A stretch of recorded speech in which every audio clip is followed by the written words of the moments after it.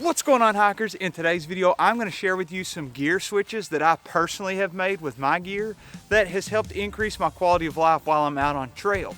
And that is the whole mission of this channel, so I thought I'd throw them out to you, and maybe you want to try them too. If you don't, throw them in the trash. You don't have to do any of this, hike your own hike.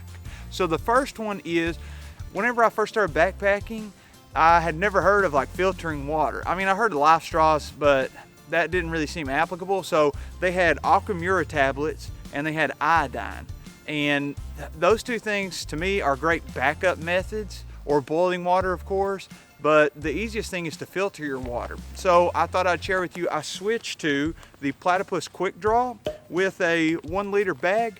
And that has made all the difference for me. Now your water doesn't have a funky taste from whatever tablet you're putting in it, and you don't have to wait 30 minutes to drink it. So maybe try out either this filter or a different type of filter that is going to have you drinking clean water while you're out on trail. My second gear swap was because I was experiencing blisters. When I first started backpacking, I was using a cotton sock. It's actually a Nike Performance sock, which is the same thing I play basketball in, but I switched to a wool sock, an Injinji sock. And the weird thing about them is that every toe has its own slot. And some people, they just like the sock liners. So you put this on, then you put on your socks. But I've used these, I don't know, I get some sliding. For some people they work, for some people they give them blisters, so you kind of got to do whatever's going to work for your feet. But I like the Injinji socks, that wool blend, and it works out perfectly for whenever I'm backpacking and helps prevent a lot of those blisters, especially the ones between your toes. My third gear switch, I was starting to get some rubbing under my arms, some chafing, and what I did was swap to, this is a Patagucci shirt because for some reason Patagonia charges so much, but I like backpacking in a synthetic shirt or even like a merino wool or wool blend. If it's gonna be super cold, I'll wear a base layer like this. This is a Smart Wool, 250 gram, if I remember correctly, long sleeve shirt. Or this is, my wife says it's kind of like a Christmas print. I think the color's like fjord, or however you say that, but this is another great base layer that is a wool blend. And whenever I'm using stuff like this, I no longer get the chafing under my arms, especially where my backpack kind of goes under and hugs along my ribs. I was really getting uncomfortable in a sweaty cotton t-shirt. So I would 100% out of all the gear switches, the cheapest one is probably gonna be this, just buying a synthetic t-shirt.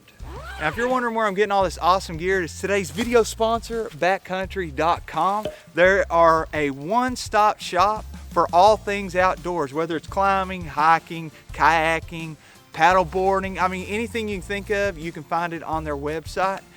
If you want to save yourself some money, use my code JeremiahBC15 to save 15% off of your first order.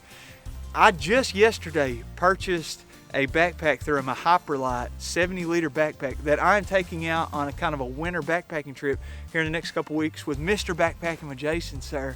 And we're gonna hit the woods. I'll bring y'all a trip video of that. But regardless, love trying out their gear. Sometimes I got questions about the gear, and you know what I do?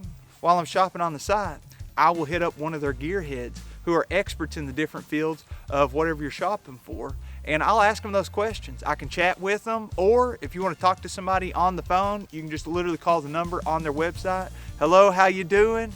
And they will answer all your questions and help you find the gear that is the right fit for you. So check out backcountry.com and get yourself some gear for the holiday season or for someone else. My fourth gear swap was taking a big tent that I just bought at a yard sale for 20 or 30 bucks and swapping to a smaller, lighter tent, maybe a 1 or a 2 person tent. And that has saved me a ton of weight. And oftentimes, big tent versus small tent, you are actually paying less because there's less tent there, so it costs less to make it. You can go with a freestanding or non-freestanding, it's whatever fits your needs the best. But I know that it's a lot better on me whenever I'm walking through the woods and I'm not carrying a 6-pound tent. My tent only weighs 1.5 pounds or 2.5 pounds. My fifth gear swap was going from like a big bulky headlamp that I buy at Walmart for $6 to something a little bit more minimal, lightweight, may have a couple less features, but something like this Petzl Bendy.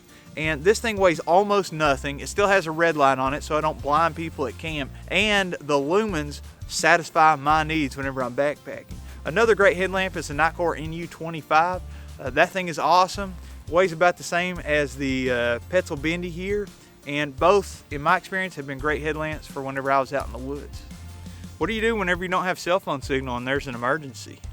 Well, that's another gear thing that I had to think of, and so I went from depending on my phone to using some kind of satellite communicator. Now this one, fairly expensive, there's a monthly fee, but it has an SOS button on it, and I can text my wife. It is the Garmin inReach Mini. It's a little lighter than the full Garmin inReach, and using the app on my phone paired with this thing via Bluetooth, I can text anytime that I need to, and I never have to worry about cell phone signal.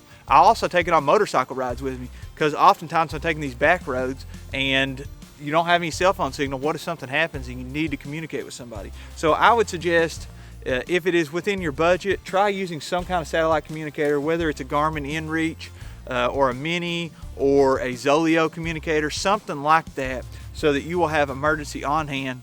Plus, I can check the weather anytime from it, and that's another awesome feature. Are you still using a cheap inflatable pillow like this one? I mean, there's nothing really wrong with it. I'll take this as my backup sometimes, just to put between my legs so that my knees are not knocking together at night. But I have switched to something a little more comfortable. Sometimes I'll take this one. It's a Thermarest foam pillow, and I don't know, it's a little bulky and a little heavier. So my favorite pillow at the moment is the Nemo Philo pillow, and this is kind of the best of both worlds. It's inflatable, it's got a little nozzle here, and I've already blew it up, but it also has a foam layer on top. You can pick different sizes, and I have, I believe, the medium here, and it's just so comfortable. You know, sleep is underrated. It's the most important part of your recovery whenever you're out in the backcountry, so don't cut yourself short on the sleep. I want you to comment below and let me know some gear swaps that you have went from XYZ to ABC. Also, check out this video here if you want to see some gear I wish I had purchased whenever I was a beginner, and they would have helped me a lot. If you've enjoyed, give me one of these, subscribe to the channel, and hit the notification bell for the latest notifications.